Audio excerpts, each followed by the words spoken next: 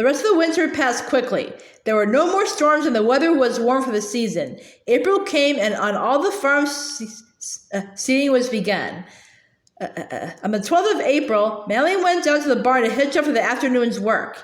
When he went into the barn, the sun was shining warmly and he had no thought of storm. But when the horses were combed and brushed and harnessed, just as he was starting to take them out, there was a crash as of something smashing against the whole side of the barn.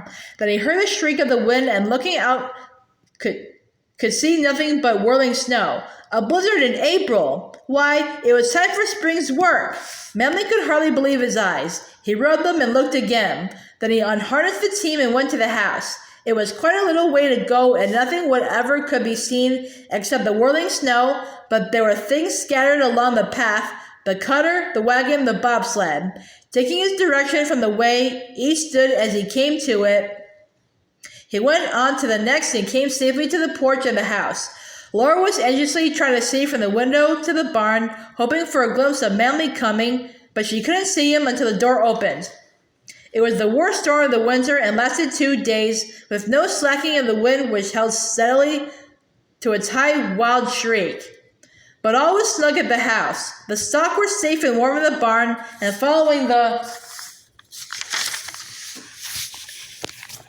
line of sleds and wagon, Manly managed to get safely to them and back once a day to give them water and fill the mangers. When on the morning of the third day, the sun rose bright and the wind came only in low gusts, it looked a wintry world. A good many people had been caught in the storm and 2 travelers nearby had lost their lives. While Mr. Bowers was working in the field 2 miles south of town, 2 strangers had come walking from town.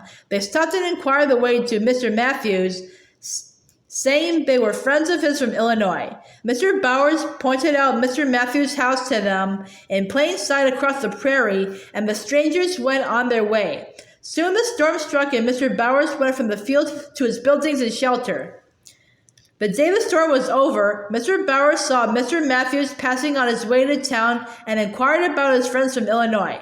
Mr. Matthews had not seen them, so the 2 went searching for them. The 2 strange men were found in a haystack that stood by itself in the open prairie, considerably off the course they should have followed. They had pulled hay out of the stack and lighted it to make a fire.